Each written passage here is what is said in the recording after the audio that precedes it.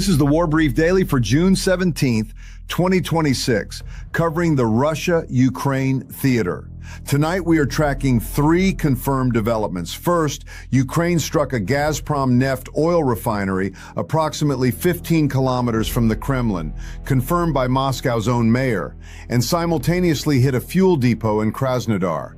Second, Russia continued its sustained aerial campaign with an overnight barrage of 166 drones and 2 missiles, with Ukrainian air defenses intercepting 88%.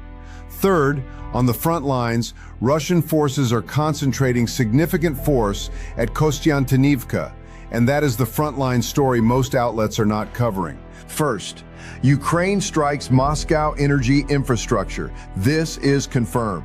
On June 16th, Ukrainian drones struck a Gazprom Neft-operated refinery located approximately 15 kilometers southeast of central Moscow. Moscow Mayor Sergei Sobyanin confirmed at least one drone hit the facility. President Zelensky shared video of the strike and described it as a, quote, just response to Russia's ongoing bombardment of Ukrainian cities, adding that the Moscow region had now felt the reach of Ukraine's long-range capabilities. The targeted refinery supplies approximately 1/3 of Moscow's total gasoline and fuel. Battle damage assessment from satellite imagery is still pending. We do not yet have confirmed disruption to output. In a simultaneous strike, a Ukrainian drone hit the Poltavskaya oil depot in Krasnodar, sparking a fire at a facility that supplies fuel across southern Russia. Both strikes are confirmed by local Russian authorities and corroborated by open-source reporting. The strategic context here is significant. Ukraine has previously struck refineries in Tatarstan and Saratov, hundreds of kilometers from Moscow. This is 15 kilometers from the Kremlin. No Russian infrastructure is geographically safe. And separately, DW reported on June 16th that Putin publicly acknowledged for the first time that Ukraine's drone campaign is, quote, hurting Russia's economy. That is an extraordinary on-record concession. Russian leadership typically denies infrastructure damage. This admission signals economic pressure is now registering at the highest level. Second, Russia's overnight drone barrage. This is confirmed. Overnight into June 16th, Russian forces launched 166 Shahed-type attack drones and 2 missiles against Ukraine. Ukrainian air defenses intercepted 146 of the 166 UAVs, an 88% intercept rate. Despite that, 3 people were killed.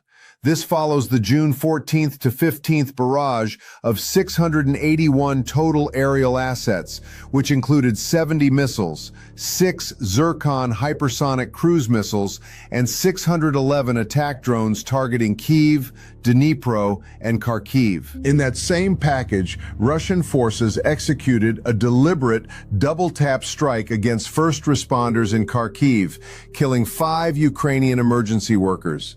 This is confirmed by Ukrainian Internal Affairs Minister Ihor Klimenko.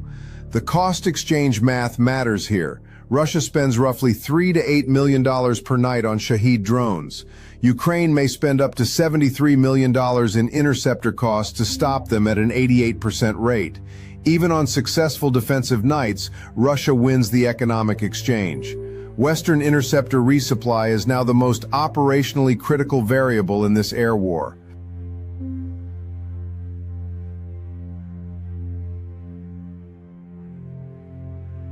Third, frontline assessment. Confirmed with ongoing monitoring per ISW's June 15th assessment. Russian forces continued offensive operations across multiple directions, but did not achieve confirmed advances in the most recent cycle. The development to watch is Kostyantynivka. ISW confirms Russia has concentrated at least one combined arms army and additional core elements there, and has replenished approximately 80% of its attacking units after absorbing significant losses. That force posture signals a renewed push is likely imminent. In the Pokrov's direction, Russian pressure continues with no confirmed advance. In Zaporizhia, operations southwest of Hulyapole produced no confirmed gains.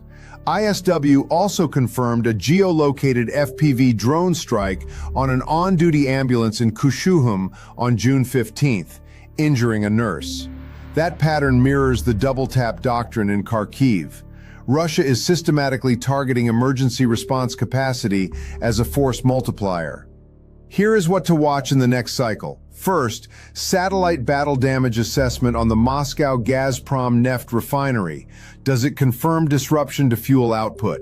Second, monitor Russian retaliatory response, timing and targeting of any follow-on package. Third, watch for ISW's June 16th to 17th assessment for any confirmed Russian advance at Kostyantynivka. And fourth, track the Ukrainian Air Force's final battle damage assessment on the overnight barrage. That is your War Brief Daily for June 17, 2026.